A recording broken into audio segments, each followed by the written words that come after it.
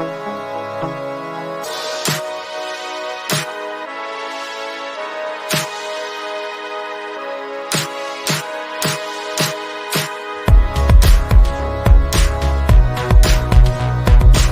Life Podcast.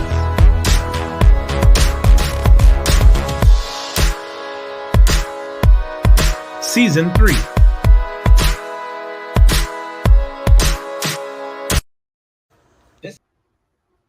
What's up? We are live. This is live on YouTube. Who else is watching? Maddie's going to show up soon. We're here. This is the whole part of Central Standard Time versus Eastern Standard Time, but hopefully we'll show up. But we'll just chat and whatnot. But welcome to the live podcast, Players Edition, episode 44, episode 5 of season 3. We're back, Keith. We're here. We're gonna do it live. This is awesome. Yeah, this is awesome. Our first time going live. I hope everybody's gonna enjoy this. Hope there's some people out there watching. Matt, where are you? But no, first things first, happy National Women's Day to all the women out there. Thank you. Thank you for putting up with us and our golf fanatics all out there, even the women that are golf fanatics as well. But also happy 25% off on Nike.com and the Nike app for National Women's Day. And it does also apply to the men too, because there's some unisex shoes out there in the golf division, the Roshi NN and the Next Percent. So go out there, get that 25% off while you can. But Gumby, it's good to be back. It's good to see you. I got some swings in today at the indoor simulator. Yeah, you put that in the group chat. You played a little. It's Players Week, so you played a little TPC, right? Like I flew down to Sawgrass real quick, and then I flew back up to Bethpage for 36 holes in one day. So it felt good to be out there and playing inside. That's good. Matt has arrived. What's up? We had a start, man. It was live. It's all good. It's all good. Glad you're here. We are a live show at it. And just excited to be going. So hopefully you guys are listening on the podcast also on Thursday morning when it launches or later at a time. We'll try and keep this so that it's like pertinent to still a podcast, but we want to try something different as well and doing it live. We have no idea if anyone's watching, and that's okay. So, but we are here. Matt's going to take something for Instagram.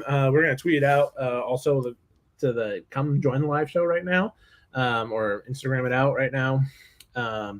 So yeah, but we're here, Players Championship week. How's your week been, guys? How's everything been so far for your week? Week's been good. It's been warming up here around Connecticut area. So seen a couple courses with opening dates this weekend and next week. Yeah, there's a couple courses around me that stay open, but one of my favorites down the road, about 20 minutes, Topstone Golf Club in South Windsor here, Connecticut, is opening up this weekend. So I sneak down there once in a while. We have some fans today, so we are live. We have some fans. You might hear my 3-year-old, and you might hear Gumby's 5-month-old. Yeah, 4 month. Yeah. So, but that's fun. That's what makes awesome. That's being the life of a dad right now, you know. So, Matt, how you been? How was your week, and how's everything going? Good. Got a chance to get out, played a little bit, and one of the cool things was that with the return of the TW, one of my playing partners actually had the TW 15 on. My brother had the Lobster NXT Next Percent, and I had a pretty nice pair of shoes. So you guys will see some pictures. Got to keep that content streaming for the gram. But I do want to point out I am wearing the new jogger. Do have the new jogger for those of you that are live. Ryan's here. Ryan's in here. He jumped in. But jogger, I will say, I might have gotten a size too big. So I'm a 36, 38 waist. I should probably gotten an XL. So for those of you that are wondering, and if you're not watching it is very stretchy. I just exhibited my nimbleness right there as I got up out of my chair. So, man, the jogger's a hit. This is the type of material that I wish they had done from the get-go. When they did the jogger, was that 2015, 2016 when they first did the jogger? It was around the same time as the blade collar. Yeah. I don't think that they ever did it. They did it in like the exact like same material that the pants were made in, but never like the vapor pants where it's a little bit stretchier. I wish they had done that. Last year we got that pant with the drawstring to me, that was more of a capri than it was like a jogger because it didn't have like elastic down. So, I mean, this is something. I mean, I know a lot of people talking about the price, but like compared to like a Grayson or something like that, I think it's actually like a bargain. Yeah, Ryan, you pointed it out. Primo's the new one out there as well. Yeah. So, and they don't make bigger sizes. I don't know if that size. I don't know if those pants are going to come to me or not. They will. Are talking about it, but that's a big thing too. Is that they don't make bigger sizes, and these are actually offered all the way up to 4XL. If you can get them, I don't think that I need that. I think the 2X or the 3X would be fine, but we're going to see. But I'm excited for them. What I need is the belt loops on a jogger. So like I have joggers that are like sweatpants, but I wear an undershirt on all my stuff, and I need to like cinch it in, belt loop it. And that's a problem with like active joggers is they don't have like belt loops. And so I like the jogger because it makes me look taller than I already am because it like just accentuates like a thinner, like a skinnier leg a little bit. So I'm excited. I could say you'll probably be happy with these. So the belt loops, they hold up even though it's a stretchy material, because that's the other thing too. Sometimes the belt loops get a little weird with the stretchier material, but you do have to get the right size. So right now they are doing a little MC Hammer action on me. I got some of the Cavarici action going for those of you that are of age. If you don't understand, you can Google that. But yeah, so you definitely got to get the right size, but it's going to look good. Awesome. And so we're recording on a Wednesday night. The TPC Players Championship, or the Players Championship, TPC Sawgrass, is this week. And so we're going to talk a little bit about the Players course, Pete Dye course, Sawgrass. And we're also going to talk about the drops that have come out. And so we obviously talked about last week's episode, the 90s, the AM 90s that came out, and the hidden treasure and everything like that. And I think one of the better drops, they actually dropped today around noon, I think, is when Keith sent out the link. So if you go through our story, the link was there. They're probably still available. I think they're still available as of this afternoon. And Ryan just texted us a confirmation bragging about getting 2 size 14s. Yeah. So I'm excited about them. I am picking and choosing my battles based on what we know coming out in the future, AM1s and the Always Fresh, and not going with these, but it was a hard decision. I had them in my cart this afternoon and did not press buy. So, one of those things, but they dropped some shirts as well, Keith, right? Oh. And the mute monster got Keith again. But the cool thing, we got kids. It's okay. But that's okay. And I'll tell you something. I got the shirt. It got delivered yesterday at my brother's house, and I forgot to pick it up last night. I totally screwed up. Yeah, we're even now. I'm on mute. You forgot the shirt. But the shirts are dry fit again. So, Matt, that'll be good that once you get it to let us know it's official. But, yeah, the two shirts, the T-shirts that dropped, the treasure box and the pin with the snake around it was a pretty cool design. I like that one. They're both pretty awesome. Great designs. It'd be cool to find out a little bit more meaning behind it. I know it's Florida, Sawgrass and stuff, but it was cool like how that idea came about. It'd be cool to dig a little deeper and see how that came about. But yeah, what do you think, Matt, about the T-shirts? I'm a big fan because it looks like from the description, it's the same as the Melty Swoosh. So I was at my brother's store today, and there is that 100% cotton Nike Golf shirt that you can order. Not as boxy as last year's 100% cotton shirts. Seems like a little bit of an upgrade. I would maybe still skip those because I would go towards these because I think these are 47 or they're 57% cotton, and then the rest is it's that collie cotton blend. Yeah, collie cotton, collie cotton blend. That's the one. Spears in the chat. How many times did we just say poly cotton right there? Oh my goodness. This is what you guys don't hear when it's actually, we don't edit any of our podcasts. The little peek behind the curtain. That's a good fact right there. I do not edit anything. I just cut it and we just add in the ad. But now we have the anchor read and all that stuff. So, but I do want to call out. This is what Ryan. Well, I know you hate when I use your real name. This is what Gumby was been asking for. Like, let's get nicer shirts with these awesome logos. So, I seen these logos in the shoe. They're on the shirt now. So, Ryan, I know you're skipping a little bit on the 90, but will you pick up a shirt if it goes on sale? They don't make it above 2X. So that is my only complaint. I know that it is the right blend now. They made some shirts. I think they made the Dancing Tigers, the Dancing Frank ones in like a 384. But again, they don't make a long shirt. So I wear a shirt from One Bone that is long and tall for a bigger gut so that when you like stretch up that you don't see the gut.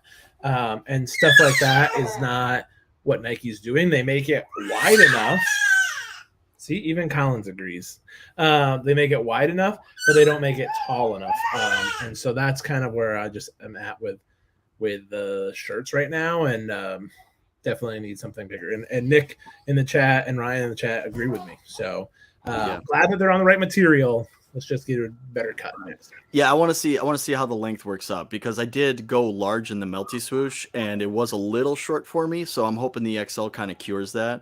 And speaking of Collins, happy International Women's Day. Not sure if you guys were able to catch on that. Yeah, but Keith mentioned that at the beginning, and we're going there. Keith also mentioned, if you didn't hear at the beginning of the podcast, 25% off for National Women's Day as well. So we are right on that. Go get yourself some stuff. Like he said, some Roshis and some and Next Percents are out there with the 25% off, which is awesome. So great little thing. Let's just get into it now. Like we've already and shout out for, first off, Suzanne Pedersen reposting us today. The international GOAT, as we'll call her in women's golf a little bit. So and some others we see peeping in there. So just come on board. Come and join the Swoosh life. We saw you see it. We saw you in the stories. But we know you're new to the team, but you can repost us. Yeah, exactly. So we are excited for the Players Championship week. Excited to be live. I don't know how many times I'm going to say that. Probably a lot. But Colin's excited too. So TPC, let's talk about the course a little bit. Let's talk about this week. We'll get into Keith's pick at the end. But let's just kind of talk about what you guys like about the Players course. And Matt, you've played it. Keith played it on the simulator this morning. Let's talk about that. Let's talk about the price maybe a little bit. That's kind of getting up there for that course. And then what's kind of you're looking forward to see this week. And maybe even talk about some of the Nike shoes that we've done in the past, not just this year, but in the past. That was one of our topics that someone brought up in our stories, and the name escapes me. Matt might have it, but wanted to talk about some of the different Nike shoes that they've done for the Players Championship. I remember that they had an Infinity Tour a couple years ago. Right. And something else too. Victory lines were a couple players. Wasn't a Tour Premier back in the colors of navy, gold? Yeah, the Infinity Tours were the first ones with the stars on and stuff. But that was the first time I remember them doing a TPC. Yeah. Somebody shared the story. Brooks's Albatross, which unfortunately we won't get to see Brooks compete. Not going to get into all that. But, he was wearing those black-white Tour Premiers, and gosh, just what a good shoe, right? And the person you're thinking of who it was the preppy Mexican, shout out to you, favorite Nike Players Championships shoes. So they haven't really done a ton, right? Like there was the was the gold-soled bottom. Yeah, the Zoom Victory Tour, and Rory won in those that year. Indeed, yes, he did. And then, but I think these with the wear away. We talked about it. This is the first time I can remember, because when we talked about the Jordan 1 mid, both times that wear away was to make the shoe look old and worn and distressed. This time the wear away actually reveals a design. And that's what I said is like, this might be one of the best shoes that I've ever seen from Nike Golf, period.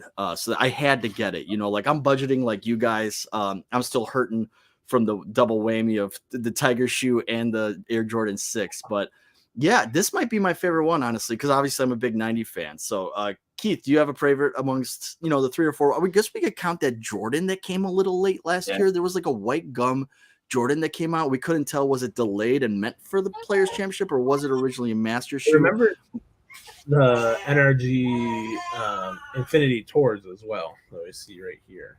Yes, Those are really good. Gold bottoms. Anytime a gold bottom, right? Exactly.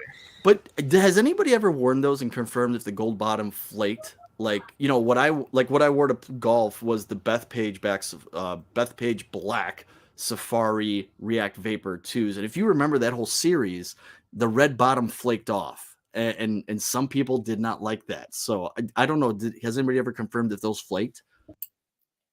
Not that I've heard of. And I think I know a couple buddies that did end up getting the gold bottom ones. And they said they didn't flake at all. Not that I can recall, but what I do like how that Rory won in the ones that I like, the Victory Tours. It went perfect with the trophy, the gold players trophy, the gold bottom shoe. Everybody remembers the picture of him kicking up the shoe. The bottom looked gold, matching the trophy. So it was cool. That's probably one of my favorites. And Matt, I do agree. The one that just dropped, the 90, is pretty freaking awesome. I can't wait to see you in person. If you have those on, I can't wait to see the logo come appear on the side of the shoe. I can't wait. I'm still debating if they're there next week when I get paid, I'll get them, but I don't think they'll be there. But I'm still debating how I'd wear them if I got them. Matt, and then wonder if this was like what Ryan is picking up too. Ryan Mullen for everyone is thinking is that he's going to scrape one with the side and leave one. I feel like I would like leave one white and then and natural wear and tear, let it like slowly patina almost to the thing. Yeah, I think you said you're going to scrape it, I think, because you like the underneath better. I would let it wear naturally. It's not a bad idea, actually. It's not a wild idea. It's just that you would scrape it and then eventually it's going to get there. So I don't think there's a right or wrong. I think that's actually a pretty clever way of wearing it. Yeah, I don't know. But to your earlier point, whether I'm actually going, and it's funny because we're live and we're all like rushing for some reason. But the question is, would I wear this? I actually don't plan on wearing these to the course. Like, I might wear these before and after rounds. I'm going to wear this as a purely casual shoe, I'm pretty sure. And I think that's going to segue to our next topic. So not to rush, I want to get Keith's opinion on it. But our next topic is probably going to talk a little bit more about casual footwear in the golf space. So go ahead, Keith. What do you think about this? How would you rock these 90s? I like them. Like I said before, I agree with how it's a perfect design for a perfect tournament. It really is. And I'd rank them 4.8. I think they're awesome. But I forgot what the hell I was going to say about them. We were asking how you're going to wear them though. Like, would you leave it like with the white, or would you you scrape it off immediately? Kind of. I would scrape it off immediately to show the design. But I'm with you, Matt. They would be the pair of shoes that, I'll have two pairs of shoes going to the course. I'll have one pair ready in the bag with me. But when I get on the golf course, go out there and walk, I'll put the 90s in the shoe bag, leave them in the cart, and then put them back on after the round and show them off inside the clubhouse, out to dinner, driving home in them. I do that with them. Jelani Morgan in the chat over there just said, do you all talk about the acetone rub off the gold? Jelani, you know what I was thinking, man? I was actually thinking, Mr. Morgan, I would take a quarter and see if it's like a scratch off ticket, reveal the treasure. And I would just like scratch off just the icons, try and find just the edge of the icon and scratch that off, kind of reveal that. But that's not a bad way with the acetone, because that way you would make sure that it comes off completely clean. And that might be a really good tip towards the end, like when you have like very little flake left to get rid of. Like, that's a nice way to kind of get rid of that. So great suggestion there in the chat. But one thing I do want to transition to, Callaway and Topgolf announced their earnings. And this is just one topic that I wanted to talk about. One of the interesting things out of the earnings call for Callaway, they're just absolutely crushing it, is that a majority of their revenue continues to come from something that's more of an experience than it is hardware or equipment. And it's coming from Topgolf. And there was a couple articles that were out there, and even more of the articles were saying that more and more golfers, quote unquote golfers, are doing stuff that is off the course than stuff that is on the course. So what does that mean? It means that they're going to Topgolf more. They're going to 5-iron.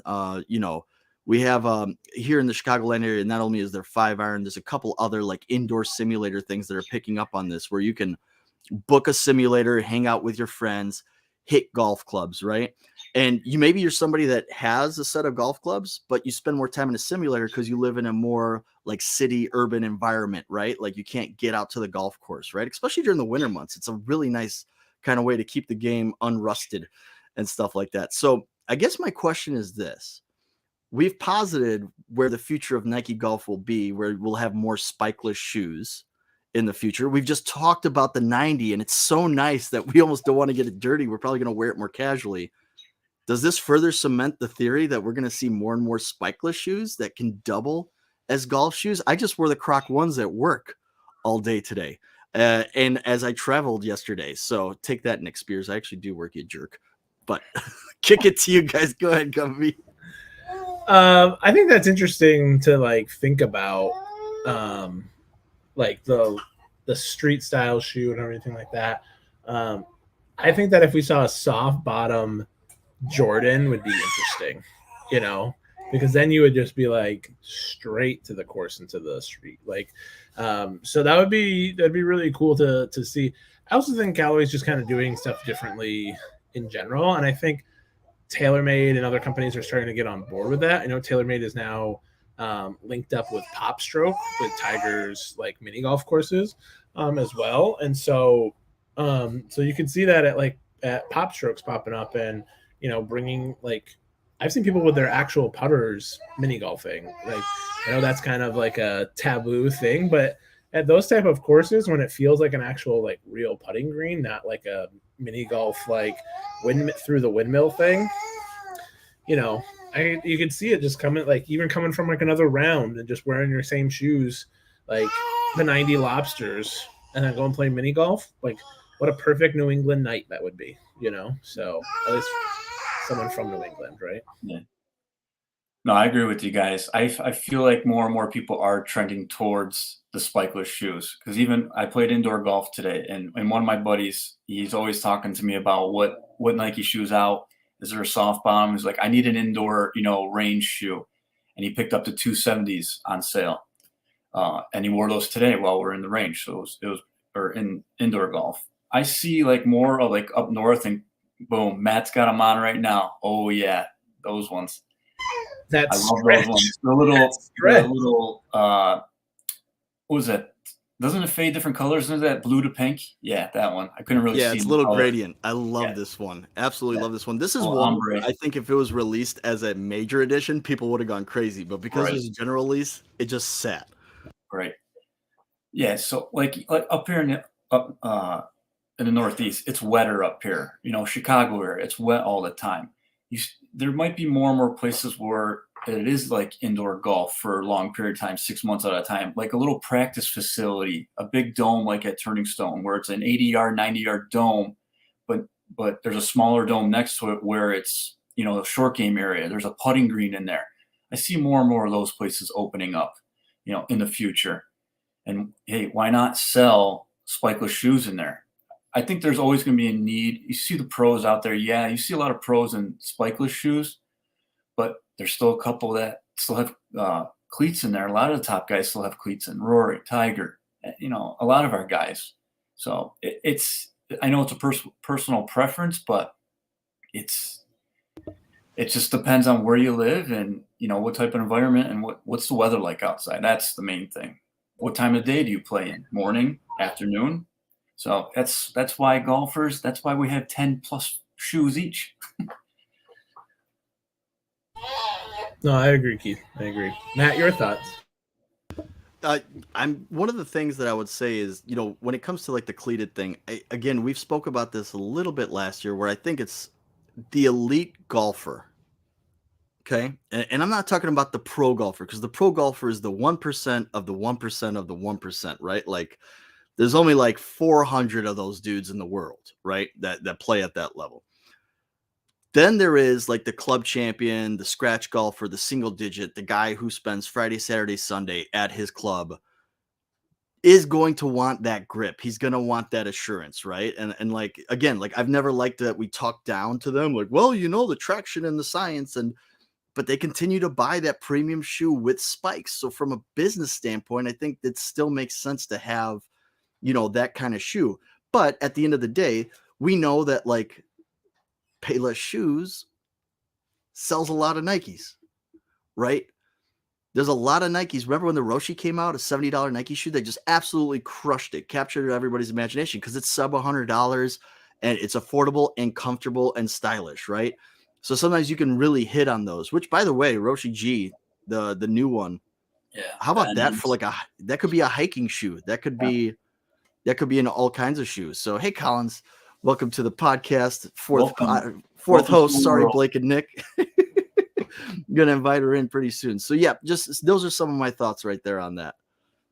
Yeah, Matt, I agree with you on the Roshi, the Next Nature, the new ones that are out. There's a unbelievable better tread on the bottom of the waffle on the bottom. They're great. It is that they feel like a hiking shoe. Like you can wear those climbing up a mountain. So they did a good redesign on the sole of that shoe. Agreed, 1000%.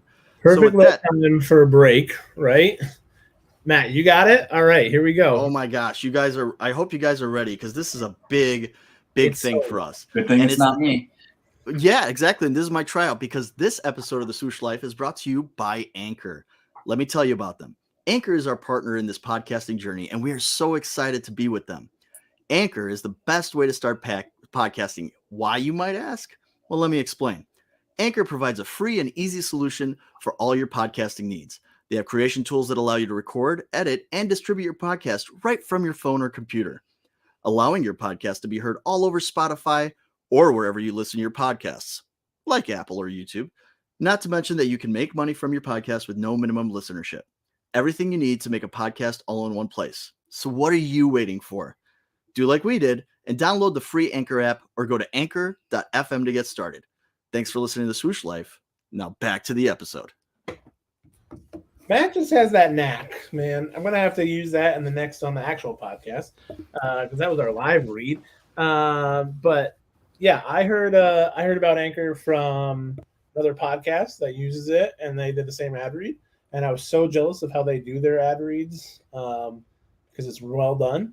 And we all skip over it anyways. Let's be honest. Don't worry. Thank you, Anchor, because it truly has like grown that we do make money off of them and everything like that for some of their AdSense and everything. So we hope that will stay with us and we can take all that money and roll it into what we're doing. So cool thing that I saw this week is someone, Matt, correct me if you know the name because I'm off the top of my head, I can't think of it.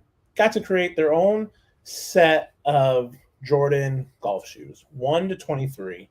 And it was pretty cool to see how he like designed them. They were all kind of over one theme and one style. And so I thought it'd be cool to kind of spitball around the group what the theme for the Swoosh Life podcast would be of 1 to 23 Jordan shoes. Oof. That's a good one to start. I know we were talking a little off air and stuff about this just to kind of like pregame what we're gonna say about this, but I love our logo that we have for this podcast, and I love the colors that we use for this podcast. So I wouldn't mind seeing a colorway for the Swoosh Life in all Jordan shoes 1 through 23. Matt's pulling up right now if you guys are watching, and if you're watching or listening tomorrow, we have a full list screenshots of the Jordans 1 through 23.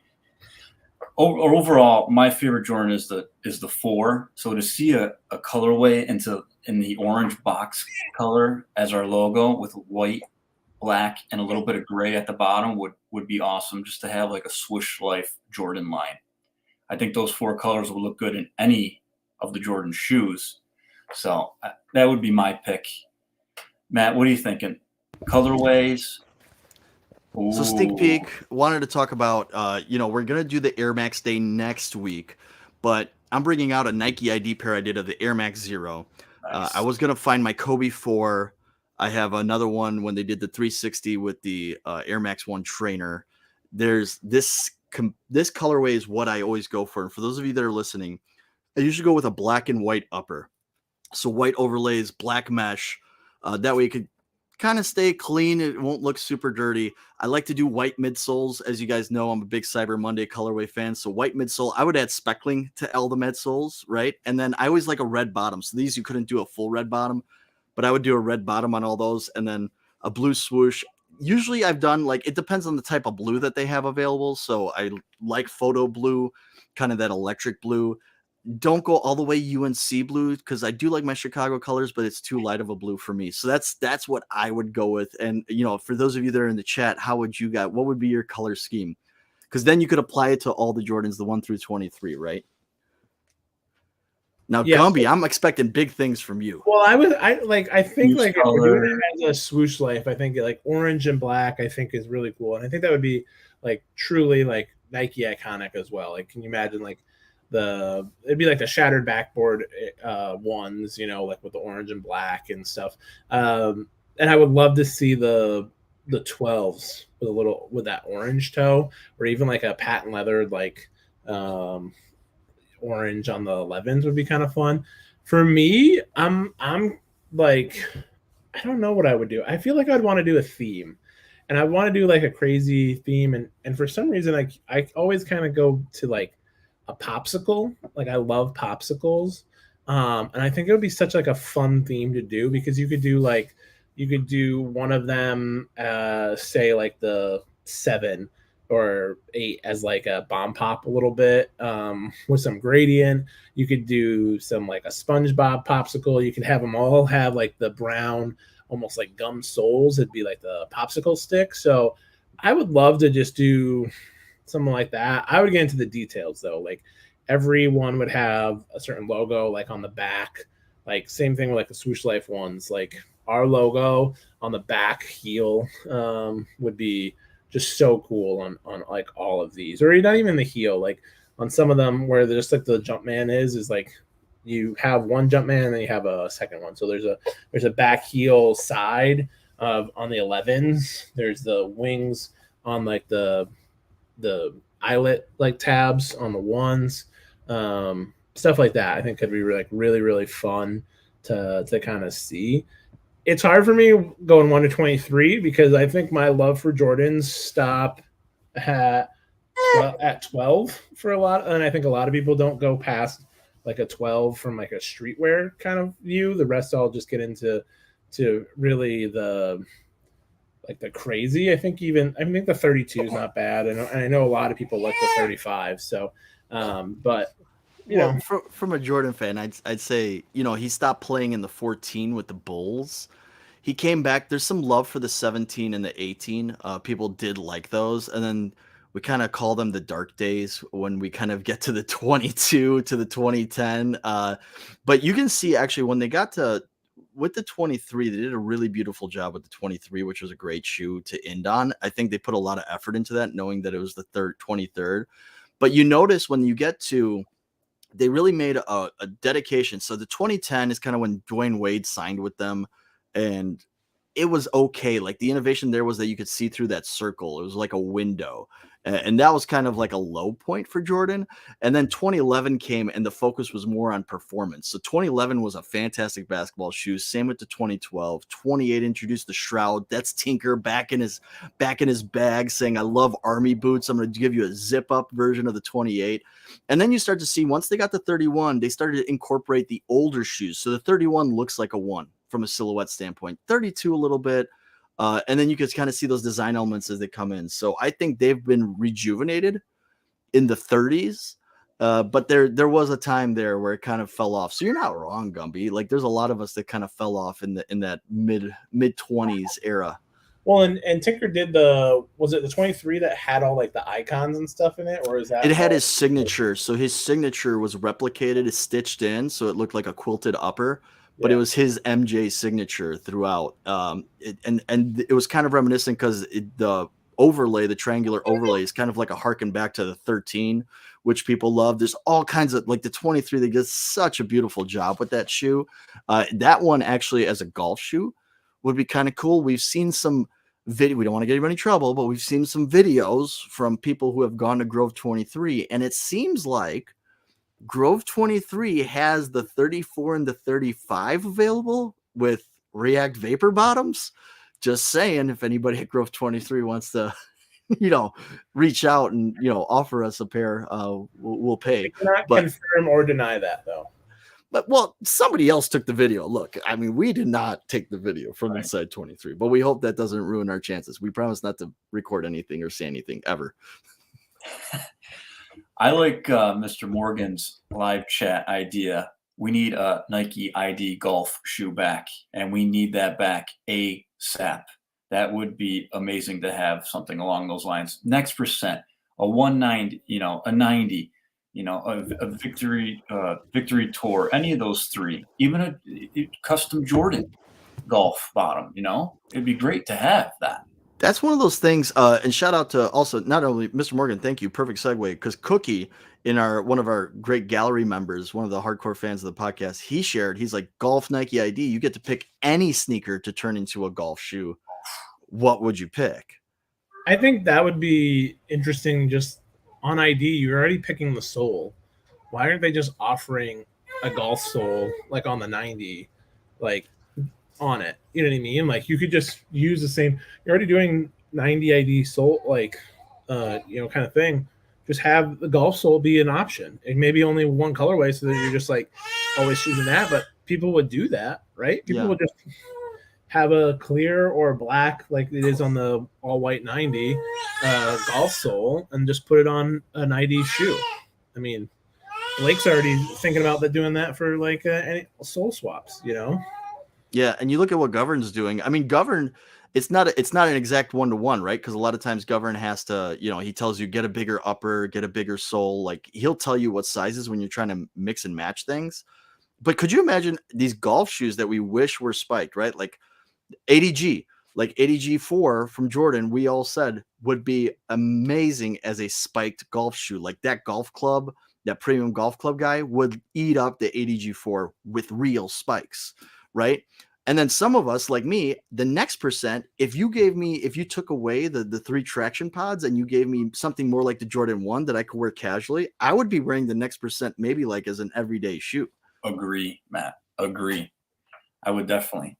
And then like vice versa, I would like to see like the Roshi Tour come back, because that was a cool cleated bottom as well. But that would be also another cool Nike ID to make. Imagine if you could ID teed up 13s, because they're back out again. So that'd be awesome just to throw a Nike ID with the 13s in there. Yeah. Oh, yeah. I do like Ryan's idea of the 13. You replace the Jordan hologram with the Swoosh Life logo. I saw him write it. So I'm like, oh yeah, that's like a given. Yes, let's do that. But Gummy's not wrong, because a lot of people, the 13, like casually, the 13 was a very comfortable shoe, but the 13 wasn't a big casual hit, right? And even the 14s like come and go. They got a couple lanies. What's interesting is whenever we see the year before, like we saw a lot of 4s come out from Jordan, and then it became a golf shoe the next year. I wonder, like my guess is like I see a lot of 2s this year, and I've seen 114, but I don't know. It seems like there's a lot of 2s the last few years. So I don't know if the 2 will be the next one, because I think it could translate to a nice looking golf shoe. But I digress. I want to go back to the gallery. Soul Scavenger 416 said that we're doing a great job. We will take accolades whenever and wherever we can get that. Thank you. I want to say sorry to TJ Abramson. Last episode, TJ Abramson, he said, hey, they put the lace lock on the bottom in the wrong spot. Absolute Bush League was his comment. That was the end of the comment. The way I said it made it sound like I was calling him. I'm not calling TJ Abramson Bush League. I apologize, dude. So public apologies there. I always try to make stuff right, if you guys haven't noticed. Absolutely. Okay. So last one from Cookie here is a good one, and then we'll kind of get into Keys pick, TPC, all that good stuff. You can swap closets with any Nike player. Now, I'm wondering if he's meaning like off the course or on the course. Like, which player's style do you like the most? Who would you swap, right? Would you be on and off the course? Maybe we'll make this 2 answers. That is I don't notice a lot of these guys off the course, to be honest. I actually like what Brooks wears off the course. Like if you look at full swing, like that's me, like hoodies, basketball shorts, and J's. Like that's me most of the time. Yeah. Off the course, hoodie. I want Layla Finau's. She just has everything. She's like on it, you know. Yeah. So I like Tony's off the course. I think I'm more Jason Day on the course. Where like I like I mean I've told Matt 8,000 times I want the Jason Day khaki if you find it in the outlets. Yeah. I need that dark. Is he wearing the 5? He's wearing the 5 pocket too, right? It's usually the 5 pocket that he's in. I need that darker thing, you know. So I don't know. It's hard because I think like most on and off styles are close to the same of what we see them in, but yeah, I don't know. Yeah, we see a lot of the guys wearing the same, same style shirt during the tournaments, different colors and everything. But it's for a style. I like all our guys' style. Rory's got a good off course, wearing the tees all the time, the hoodies, the sweats. I like he rocks the Jordans off course.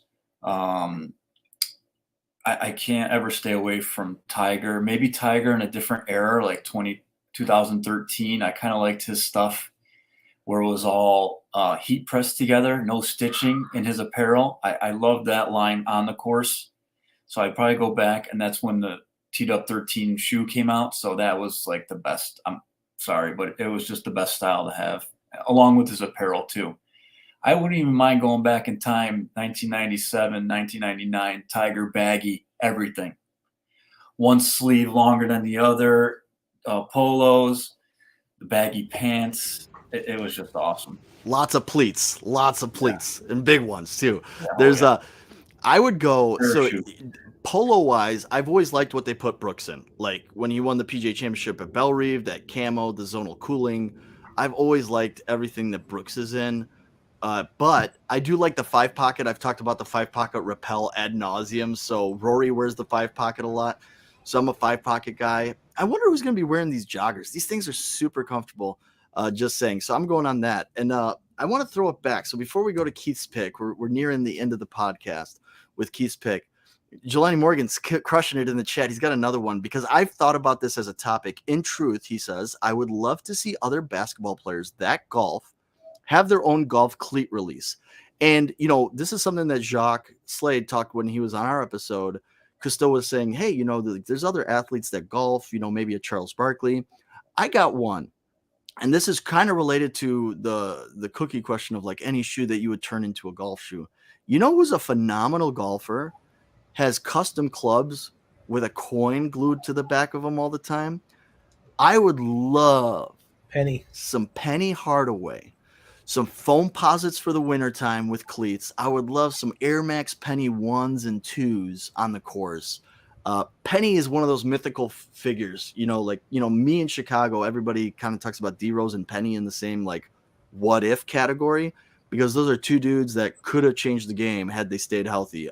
But Penny was a phenomenon and loves the game of golf. So that's mine right there. So I agree with you. I think there's some basketball shoes. The Vomero 5's like on fire. They got Dornbacher, they got Panda, the Vomero 5s. I'd like to see some actual straight up running shoes start to become with golf cleats. I'm not much of a runner, but there's a lot of good looking running shoes. I'm with you there, but I would go a different route. Also a beautiful swing though. And that's the kid, Griffey. Yeah. Golfer, photographer now. So, but I think some swingmans would translate well. They're already can be into baseball, so you're just changing the cleat bottoms, right? And like you could be a little bit that way as well. So, man, nice choice, really nice choice. Keith wants to take the Sergei Fedorov hockey skate from 1996. I was absolutely thinking hockey all the way. Definitely changing that.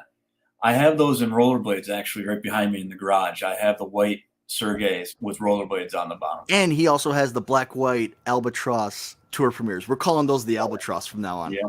I have those as well. Keith, that's another one we can add to the list. They don't fit me very well. Right. You got these ones, right? Yeah, they don't fit me very well, but we're in a cart. So we're good for the member. Speaking of being in a cart, not being in a cart, TPC this week, and the price it is to play a public course, we'll say, at TPC now. Matt, you played it a couple years ago, I think 2015. You said the year that Tiger won, so it was 2013, I believe. Okay, and so now, like, I don't know if you recall how much it is, but now it's almost $850 to play TPC, and some of these courses are getting a little crazy in like the access to it. And I was watching a Rick Shields one. Also, can I just go on a rant here? Biggest thing that ever happened, or worst thing that ever happened, was Rick Shields leaving Nike. Now he wears this other like logo thing that like he thinks is great, and I'm like, Rick, I'm a fan, but not since you've left Nike, you know, like, and I get like the whole like thing, but I don't know, it just doesn't look good on him. The Nike, the Jordan at least looked good. I don't know, but either way, he did a break 75 at TBC, and you get a 4 caddy, you get a caddy, but I don't know, it's just one of those things that and he got treated well. I'm sure he didn't pay $800 because he's a YouTuber and all that stuff, but some of these places now are just, unless you're also rolling out the red carpet, I just can't see it happening for me, a lonely, like, you know, a guy that just plays golf for like casually. The max that I'm paying for a golf course is $150, you know, and I'm trying to get every deal possible to get that down, and that's mostly at Turning Stone too, right, Keith? So that'd be the most I pay, you know. Yeah, and I don't know, I know, Matt, you want to talk about this, but like your thoughts on it. You've played it. I know you said it may not be worth it like that anymore. I know Nick also said that it's one of his favorite courses. So but I don't know if Nick would pay $800. I know he played a different time period as well. It feels like they've gone up recently too. I want to say your rant about Rick though. Rick's been in the golf game a while, so I'm not going to accuse him of being a golf grifter, but it is like, that is something that's interesting to me. And my brother has pointed out that when Bryson was dropped by his sponsors because of the live thing, how quickly Bryson switched. Like right away he's in pings, right away he's in something else. And it's like, dude, like, so these brands like that supported you this whole time, they were that bad that you switched that quick? Like, why should I ever trust you again to promo anything? But I get it. You know, somebody supports you. That's my least favorite. And that's really hard because we're 3 Nike fanboys, right? That are like whatever, you know, but I have always just thought of brand loyalty as being like the thing. Like, I'm sorry, but I'm not going to go to Adidas or to Under Armour. And mainly it could be because I have it like a swoosh tattooed on me, to be quite honest. But at the same time, it's just like, I don't know. There's just something about when like I saw another person that used to be a Nike person, or at least wore Nike a lot in this area, switch, and now he's Titleist and FootJoy and Under Armour. And I'm like, what? Like, you built your platform on being a Nike person, and now you're this? Like, I just have never understood that, but to each their own. And I mean, that's how they support it, because that's how they make their living. Like for us, this is a passion project, right? So like you've said, it really limits us. So if you guys do have any partnerships or people you'd like to see advertised on the Swoosh Life besides Anchor that fit into this sneakerhead Nike community, Fast Twitch, Gatorade, hook it up. Sponsor us. This is something we can use on the course, right? or in our podcast. Keeps us awake at night. We're doing late night podcast. Fast Twitch by Gatorade. There you go. But back to your point. Okay, so let me take it to the Sawgrass thing. When I played, I was actually a guest of somebody who got a great rate. We actually played the next day, Pete's Dye Valley. We got a really good rate. So I can't tell you. I want to say at the time we went in August because that's the off season. So we didn't get the snowbird rate, but I think at that time off-season rate was $250, which was the most I've ever spent on golf. To that point, I never spent more than $110 on a round of golf, right? But it's iconic. It's a place you want to go. You get the 4 caddy. You learn what Bermuda grass is all about. When the 4 caddy says don't take anything higher than a 9, he means it. Like, you will not get it out. It's pointless. Don't break your wrists. But which goes to show like how great these guys are. The experience lives on for a lifetime, right? Like, I got a little keychain and I got the tag and it says, you know, the score I got on 17 and it has my nickname on it.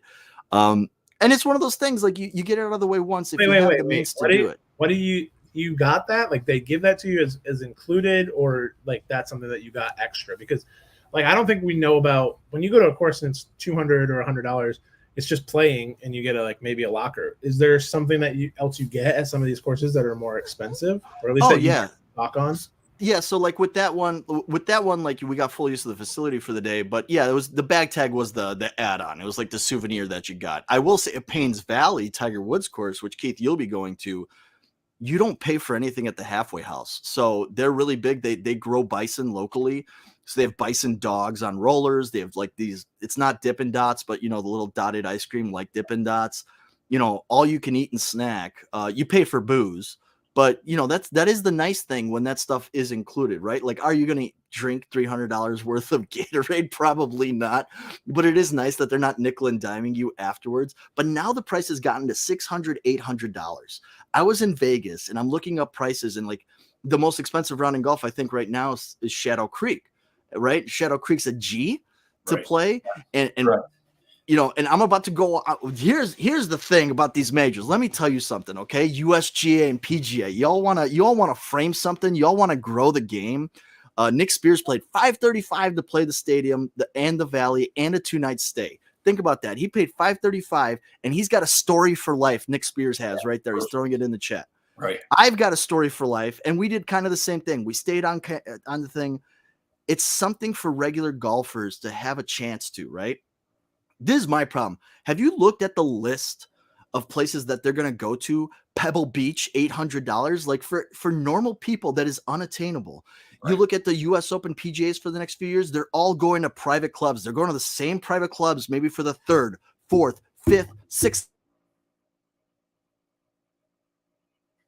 Matt got so passionate. He muted himself. We regular people will never have a chance or be able to justify spending that amount of money to go play these courses. And that for a long time has always been one of the calling cards that's great about golf. You cannot sit courtside. The everyday person cannot afford to sit courtside on an NBA court and walk next to a player, right? Keep your hands off the players, by the way. Don't be jerks. But what I'm saying is you can walk alongside Tiger Woods. You can walk alongside Rory McIlroy. I can go play the same course, right? But for these next 10, 15 years, and I don't know why somebody got paid off to plan the majors for the next 20 freaking years, right? They're all booked up till 2053 at all these private clubs that will never have a chance to play. And if they are at a public course, it's just way too expensive. Right. So how about this for growing the game, USGA and PGA? How about this? Last I checked, PGA professionals teach at public courses. Last I checked, USGA, you talk about growing the game. Go to a public course. Give the money to a public course and have it shared in that state, not just so another private club can put up a second course or a bigger clubhouse. I think it's complete BS. I've been holding on to this rant for a minute. You want to grow the game? That's how you grow the game. Stop trying to tell the private courses to pony up money and open up the course on a Monday, so I can show up in jeans and a ball retriever and shoot a 120. That's not growing the game. Make more affordable public courses. Yeah. Agree. Now what do we do? Holy crap. Now we do I don't even know what to say. And also the fun thing about live and whatnot, I got spit up on by my daughter there, so my Willow's doing good. She's with mom now. Mom just got home, and so thank you guys for being patient with her on the stream and listening on the podcast for all the screams in the background. So I appreciate all that and whatnot. Keith's pick, TBC week. Let's get right into it. We're gonna. You're not gonna talk about. You're done. Yeah, no, moving on. Why even top that, Matt? You just crushed that out. Matt, I agree with you, and we need to grow the game a different way. I don't know what to say to that. You just let it all out, and that's what it is. That's what it truly is. I wanted to talk about that with Jacques, but we were limited on time with him when he said grow the game, because he even said wearing Jordans is not growing the game. It's not, but wearing Jordans and joggers and a t-shirt at a public course, that is growing the game. That makes it more accessible. We're super lucky here in Chicago. I can go to a bunch of courses and play for under $50, and there's not a crazy dress code. Right? and no members like sneering at you, right? Like Gumby, for you, like how many courses are in your area? How many are public and how many are private? Yeah, I belong to a private club. That just tells you, like, as a common man, that like that's how many are public and private. Like I have to almost be at a public or at a private club to be able to play, because there's not enough like around here that are quality that you can play at that are public. Right. There's one that I play a league at. There's a couple, like, Ryan goes to a couple of different ones and stuff like that. But like quality wise, no. And there's one that's about to go. That's a Jack Nicklaus. It's called Timber Banks. It's really nice. And slowly over the past 3 years, they've raised their rate that they're over $100 to play there. Like I used to play there on a Tuesday night for $35 and just play as many things. And then now you can't play there for like anything under 100. And they've just made a new clubhouse. They want to go private. Like that's their thought process, is that like we're just going to go private because everything else is around here. But hey, and to bring it full circle, for $100, you could have a badass time at Topgolf. Crazy ass time for $100. I wish there was more around here like that. Like we have one simulator, but there's nothing like and this is just full circle of the whole podcast, right?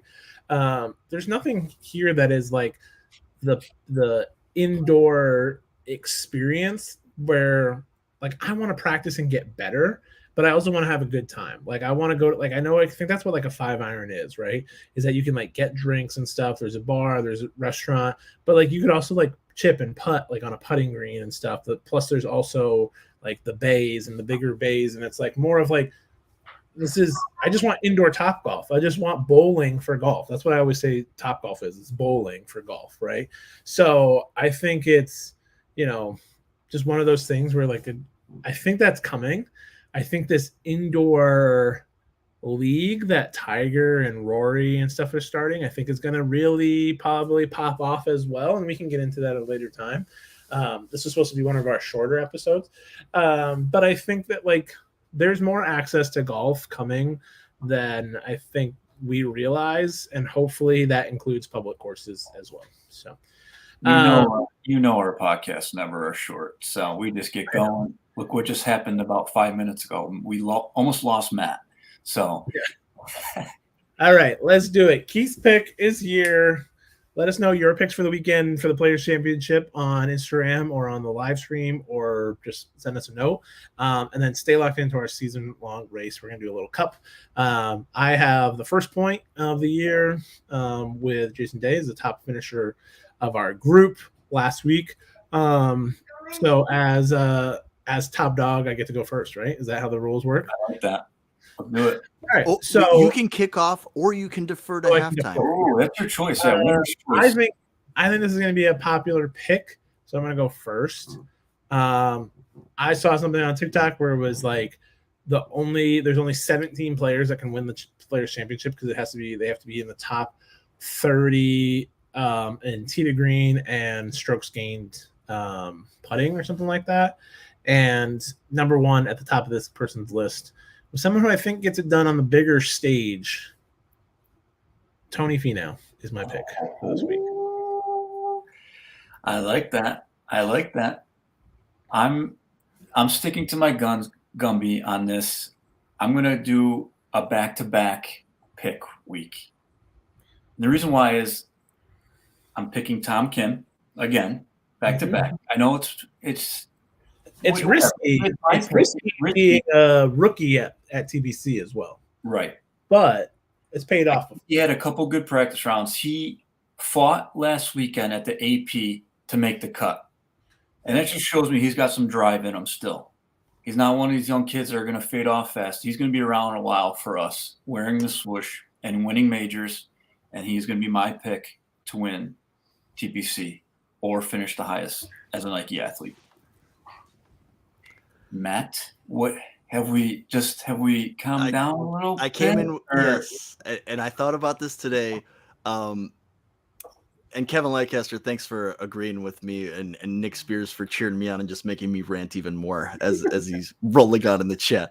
I came in with 2 people in mind. Gumby, you picked one of them. It was Tony Finau. I am chasing. Are we doing 2 points for majors? Does this count as a 2-pointer? 2 points. I think it should be like 4 points per major if you nail it, 3 points if you get close, or 2 points if you get close in a major, and it should be double points if you like get it spot on.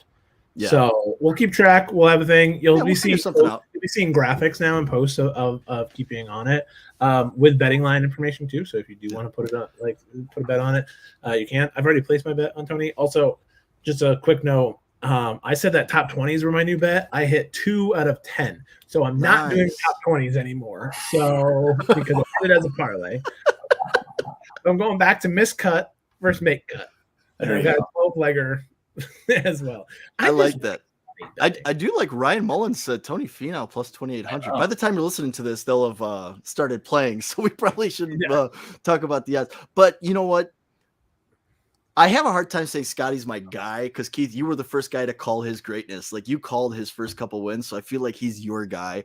And watching Rory and Scotty come so close last week, I was like, why did I outthink myself? Why didn't I just go with, but Fleetwood's my guy. Brooks is my guy. Like, I love our roster if you haven't noticed. But with that being said, I feel like the guy that got him at St. Andrews won't be here to defend the title.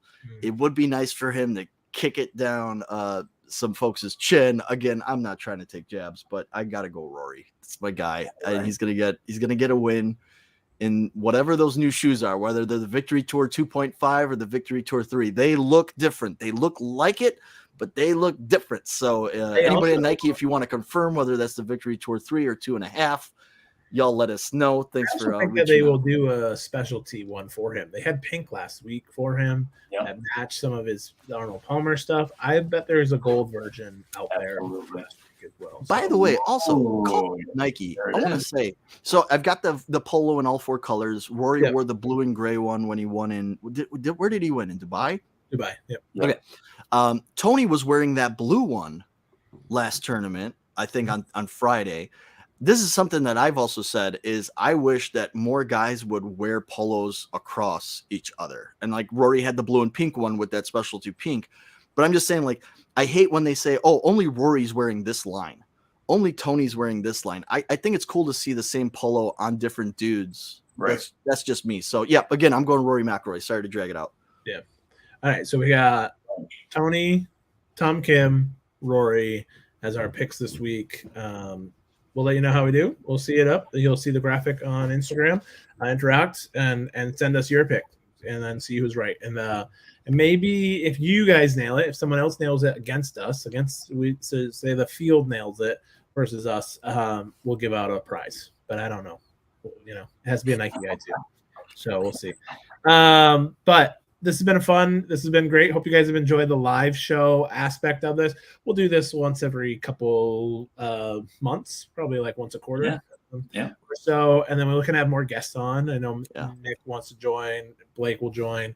I think it's fun when we're doing that, and hopefully our emergency podcasts after a Nike guy wins a major.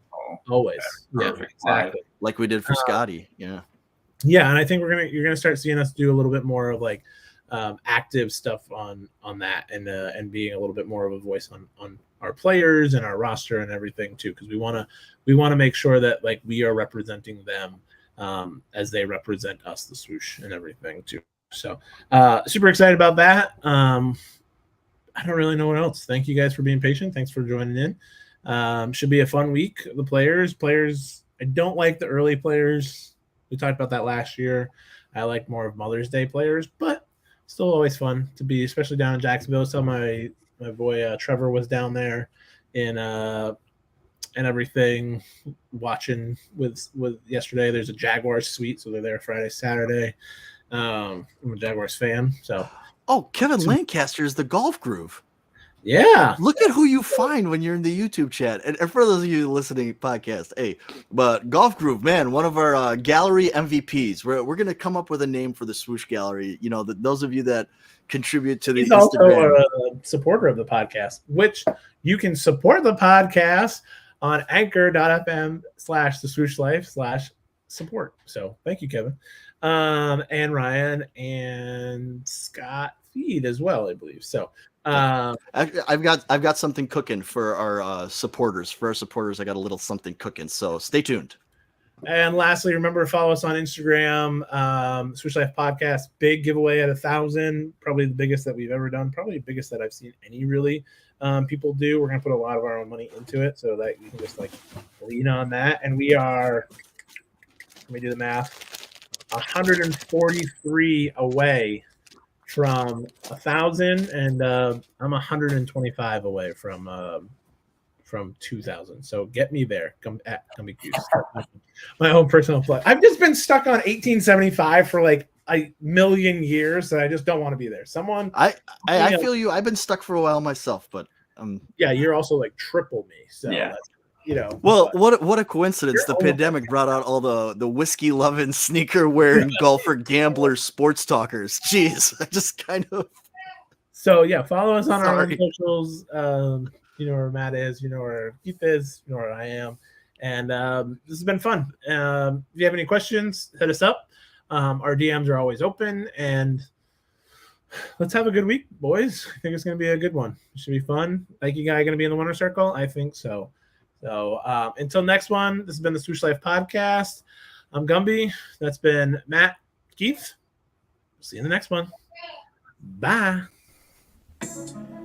Thanks for listening to today's episode. Make sure to go follow us on Instagram at the Swoosh Life Podcast to stay up to date on all things swoosh. And if you have any questions, comments, or business inquiries, please email us at the swooshLifePodcast@gmail.com. And lastly, give us a follow or review and become a supporter of the podcast at anchor.fm/the Swoosh Life/support. Thank you all for listening. See you in the next one. Checks over stripes, yeah, that's what I like, yeah, that's what we like, yeah.